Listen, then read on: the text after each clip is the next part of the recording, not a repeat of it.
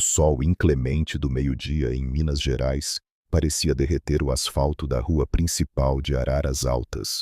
Mas nada queimava mais do que a sede que torturava a garganta de Tiago, o jovem de 19 anos, com o rosto sujo de poeira e as mãos calejadas pelo trabalho pesado no mercado da cidade. Sentiu o mundo girar e a visão escurecer diante do portão de ferro fundido da mansão dos Lacerda. Ele não estava ali para pedir dinheiro ou comida, apenas uma caneca de água que pudesse lhe dar forças para caminhar os 3 quilômetros restantes até o casebre, onde sua irmã caçula esperava pelo remédio da febre. Ao avistar Dona Margarida na varanda, uma mulher que exalava uma elegância fria e arrogante, Tiago juntou o resto de suas forças e implorou por um pouco de água.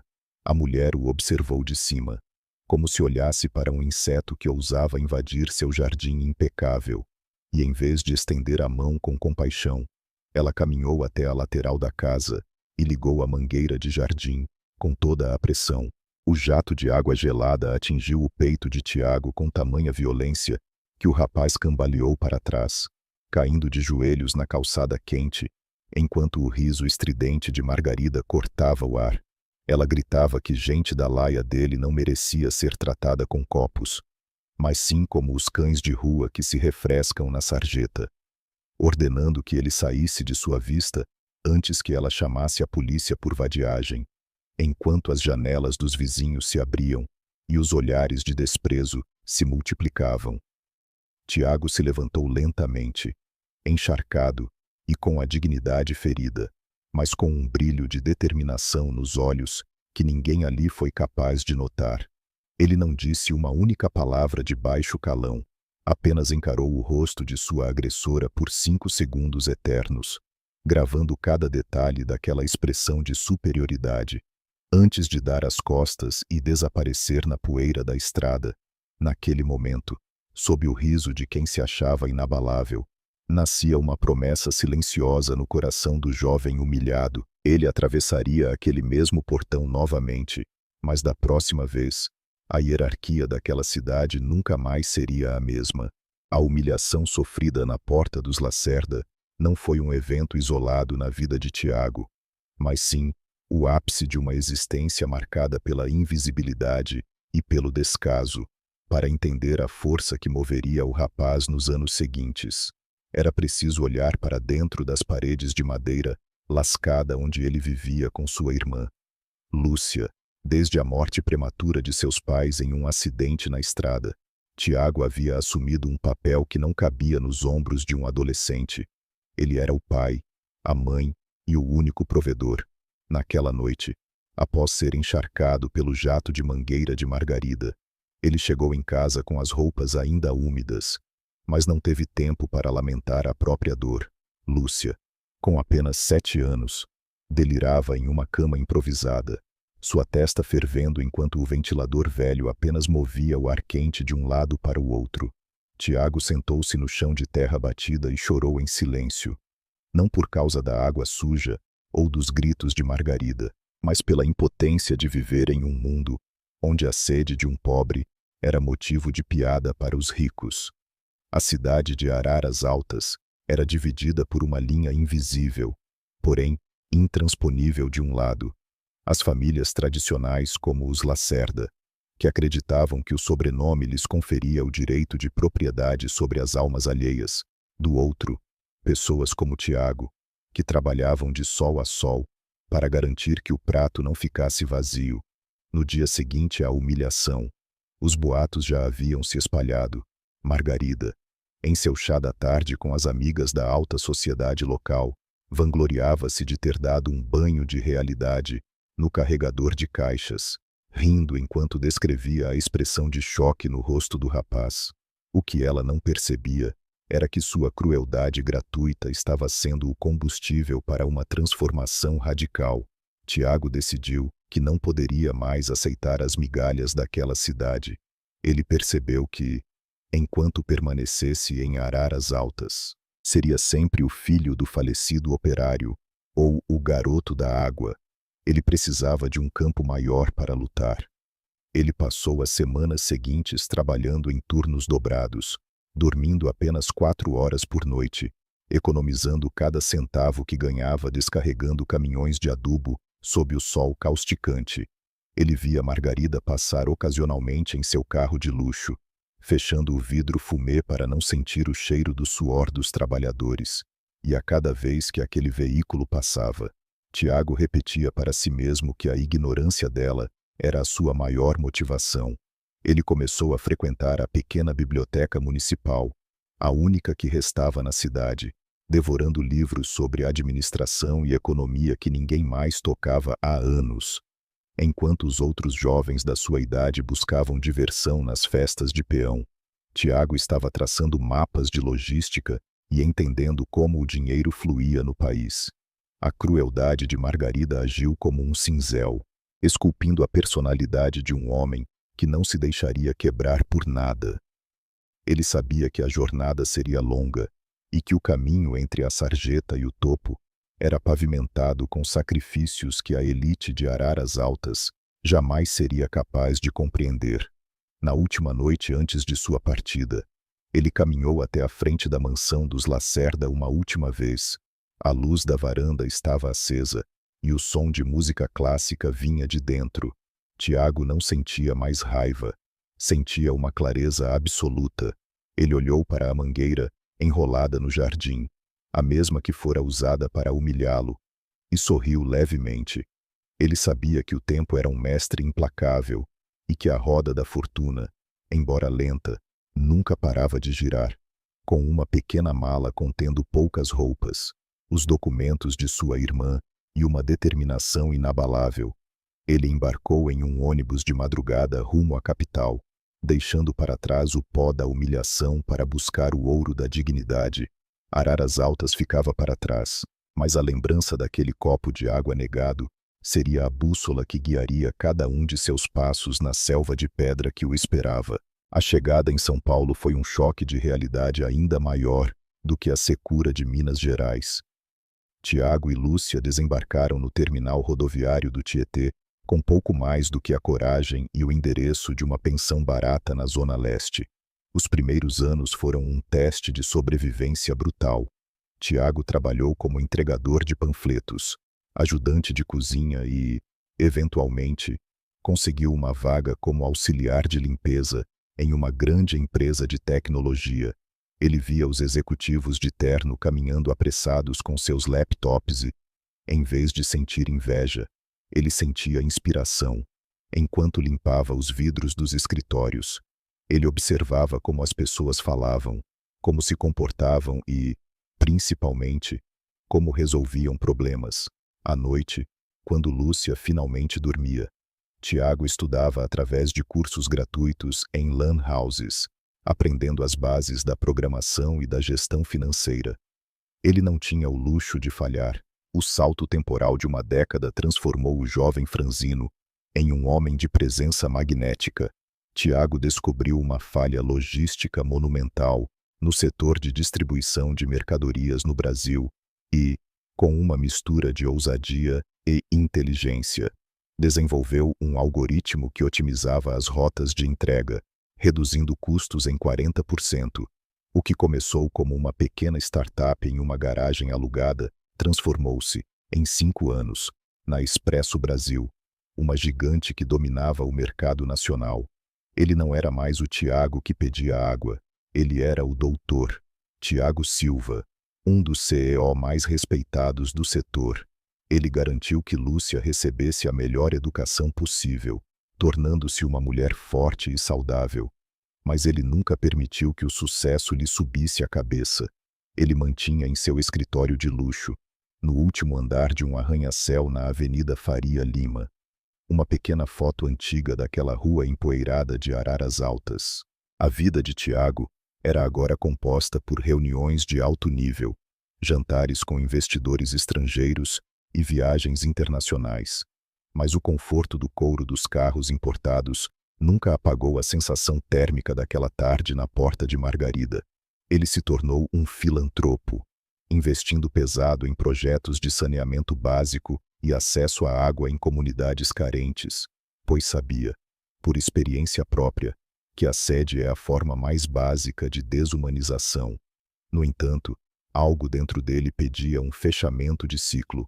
Ele acompanhava de longe, através de investigadores privados, o destino daqueles que o humilharam. Ele viu o império dos Lacerda ruir sob o peso da corrupção e da má gestão. Ele viu a arrogante Dona Margarida perder o marido, o status e, gradualmente, a sanidade financeira. O tempo, como Tiago previu, havia sido o juiz mais severo. Ele não sentia alegria com a desgraça alheia, mas sentia que o momento de sua volta estava se aproximando. Não era por vingança, era por destino.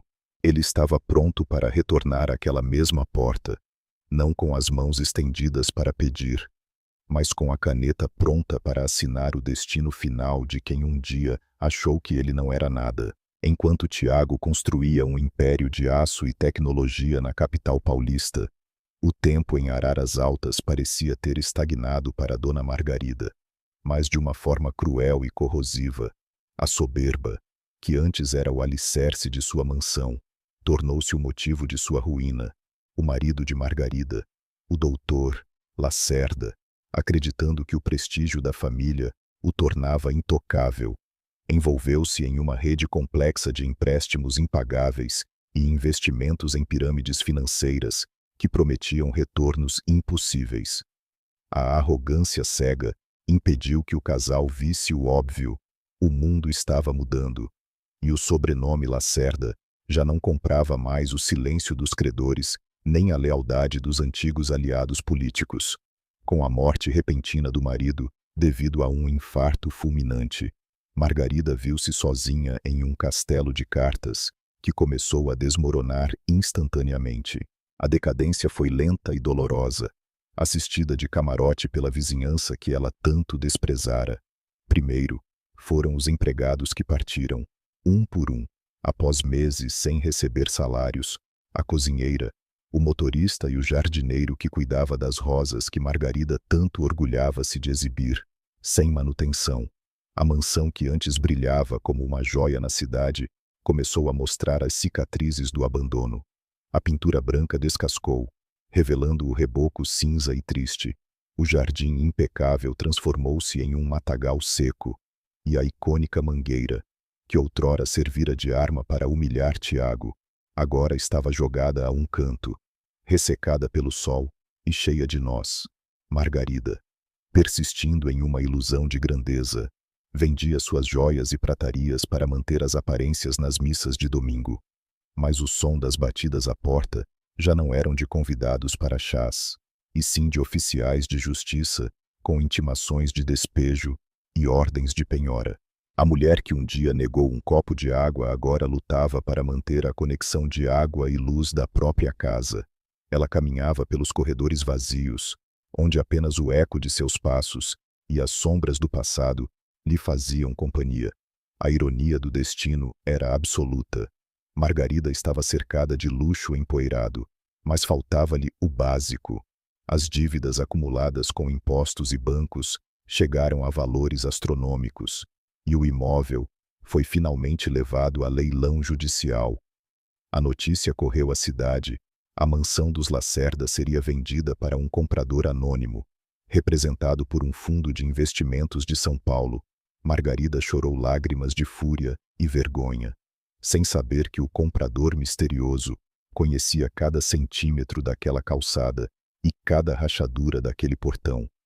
Ela estava prestes a descobrir que a vida é um ciclo perfeito e que a sede de justiça de um homem que ela tentou afogar com um jato de mangueira era agora o que selaria o seu destino final.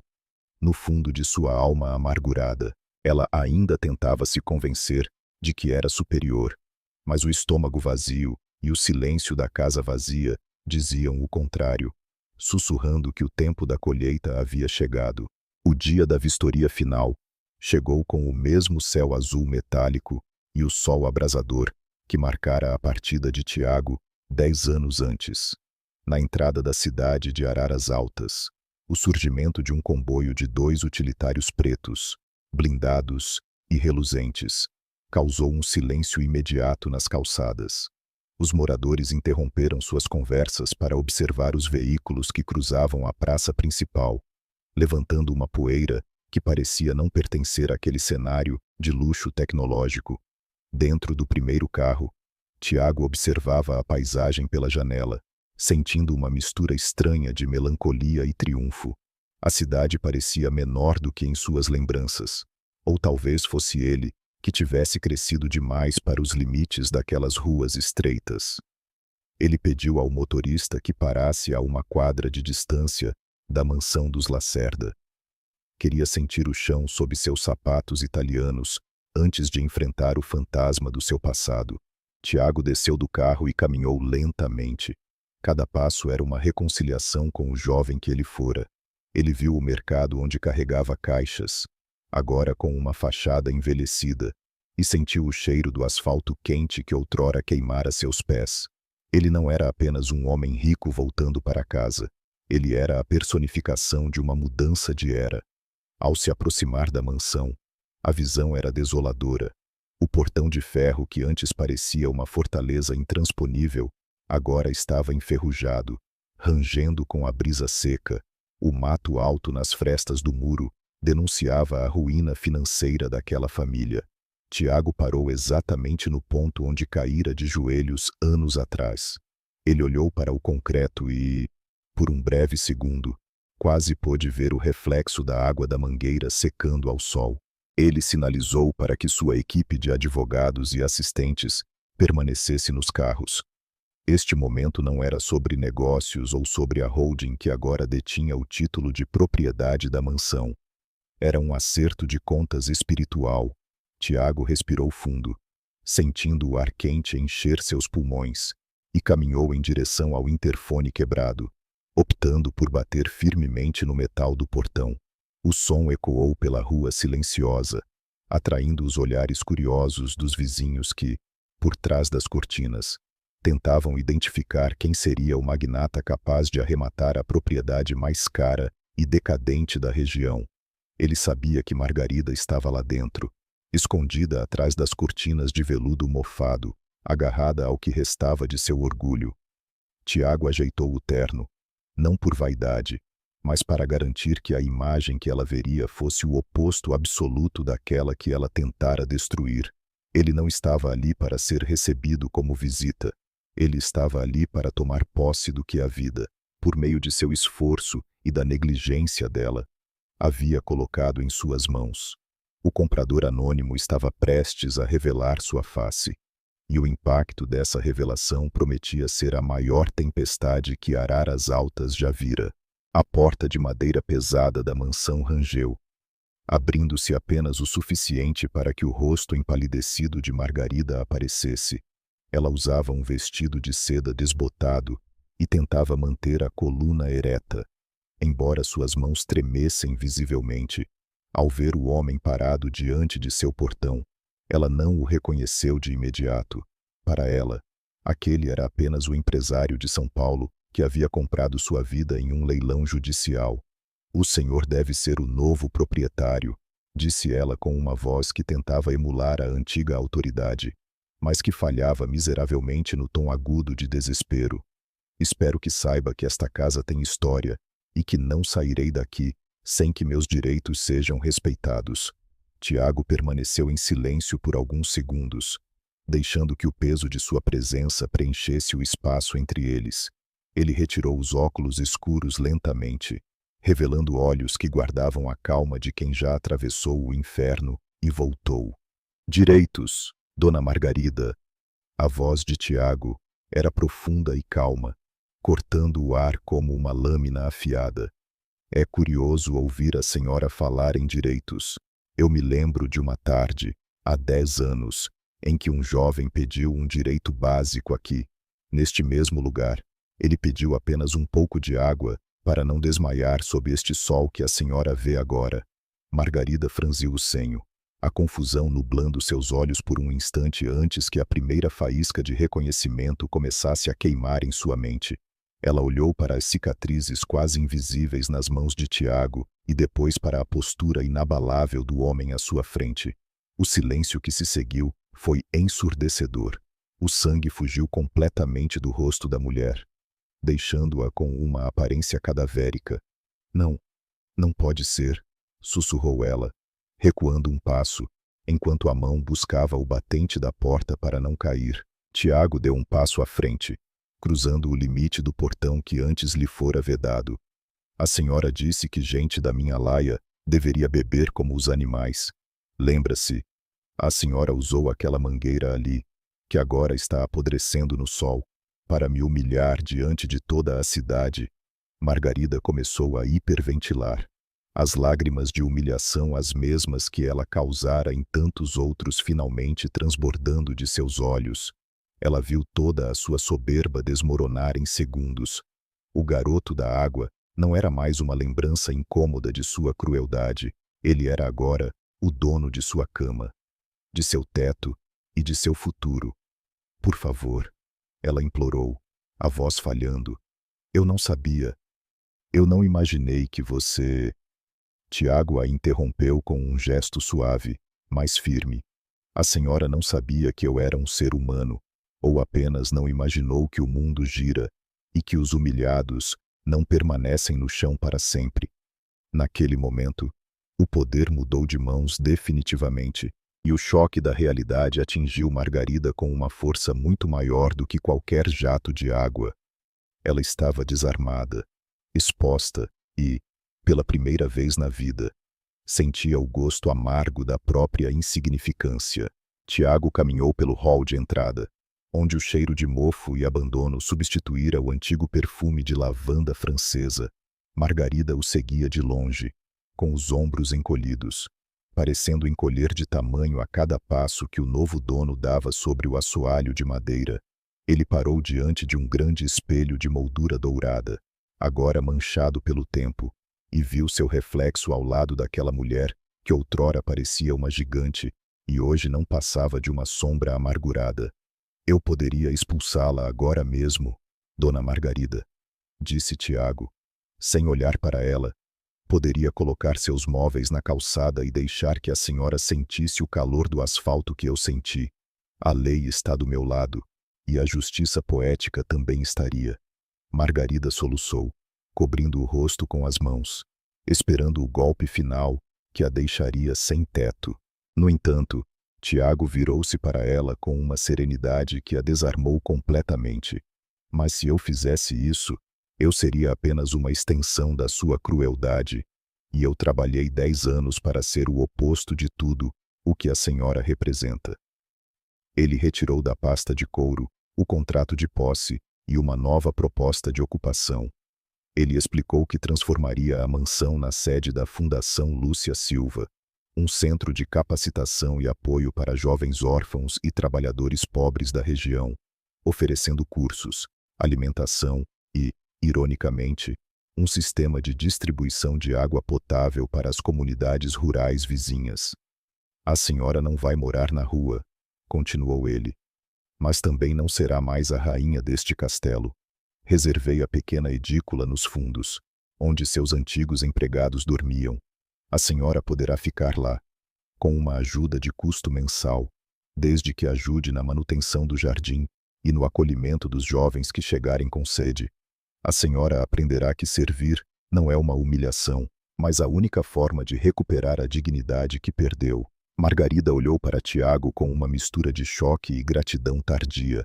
Ela, que nunca soubera o que era o suor do trabalho, agora teria que cuidar da terra para garantir sua permanência. Tiago caminhou até a cozinha. Serviu um copo de água da torneira, que ele mesmo mandara consertar naquela manhã, e o estendeu para a mulher.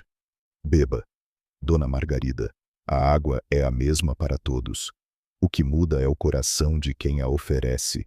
Ele saiu da casa sem olhar para trás, entrando no carro luxuoso, onde sua irmã Lúcia o esperava. Enquanto o comboio se afastava, Tiago viu pelo retrovisor a figura de Margarida sentada nos degraus da varanda, segurando o copo com as duas mãos, finalmente compreendendo que a verdadeira riqueza não estava no cristal que ela tanto protegera, mas na humanidade que ela havia tentado afogar. O ciclo estava fechado. O garoto que pediu água voltou como o homem que trouxe a fonte, E Araras Altas nunca mais esqueceria a lição de que o destino não perdoa a arrogância, mas sempre premia a resiliência.